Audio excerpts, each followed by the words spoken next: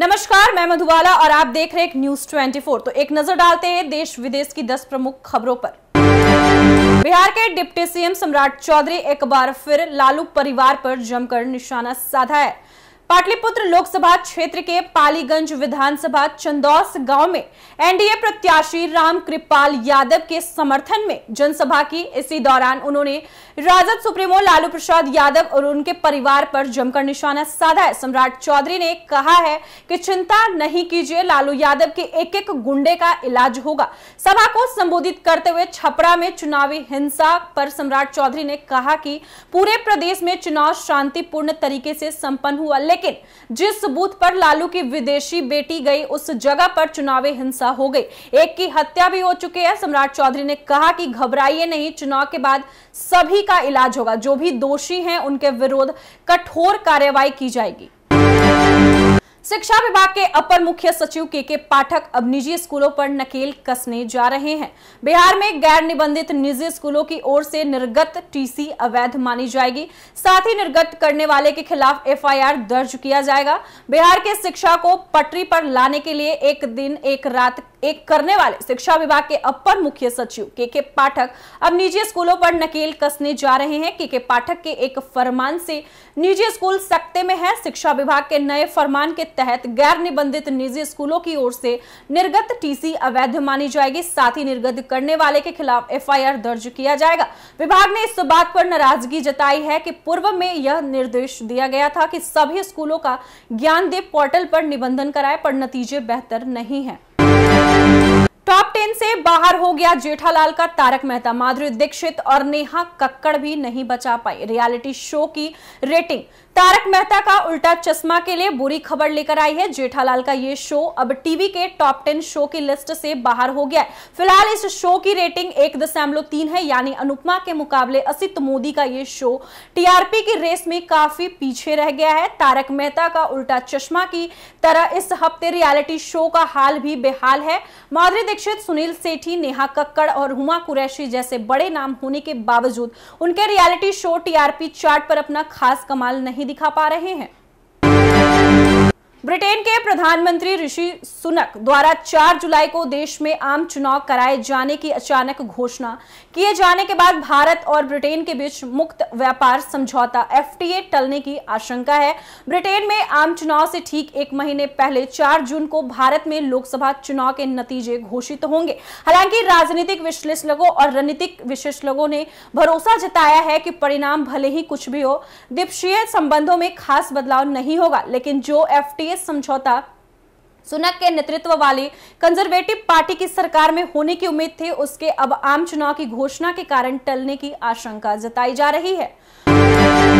भोजपुरी अभिनेता और काराकाट लोकसभा सीट से निर्दलीय प्रत्याशी पवन सिंह को बुधवार को भारतीय जनता पार्टी ने निष्कासित कर दिया था। बीजेपी की ओर से जारी पत्र में उन पर दल विरोधी गतिविधियों का आरोप लगाया गया था। यह भी कहा गया था कि वे लोकसभा चुनाव में एनडीए के अधिकृत प्रत्याशी के खिलाफ चुनाव लड़ रहे हैं, इसलिए पार्टी ने उन पर यह कार्रवाई की है।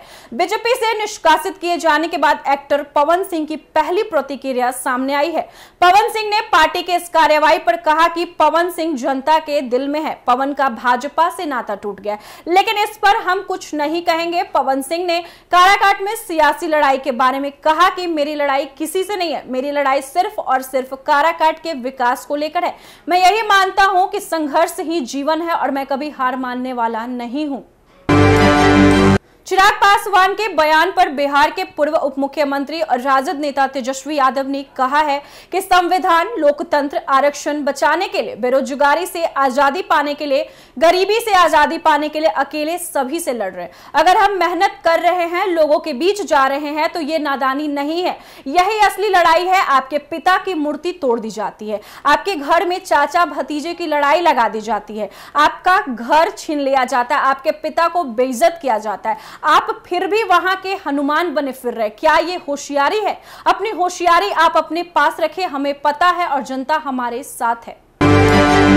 स्वाति मालीवाल लगातार ट्वीट कर आम आदमी पार्टी पर निशाना साध रही हैं। ऐसे में आप नेता आतिशी ने सवाल किया, मैं प्रधानमंत्री और भाजपा से पूछना चाहती हूं, उनके माता पिता की उम्र लगभग 80 से 85 वर्ष है। केजरीवाल के पिता बिना सहारे के चल नहीं पाते। उनकी मां ने लंबा समय अस्पताल में बिताया और हाल ही में वापस आई। क्या वह मानते हैं कि उन्होंने मालीवाल से मारपीट की है? क्या उन्हें लगता है कि वीडियो फुटेज में जो दिख रहे हैं पुलिस कर्मियों को धमकाने वाले मालीवाल पर बुजुर्ग लोगों ने हमला किया था? क्या वे इस स्तर तक गिर गए हैं कि उनके माता पिता पर अत्याचार करेंगे और उन्हें निशाना बनाएंगे?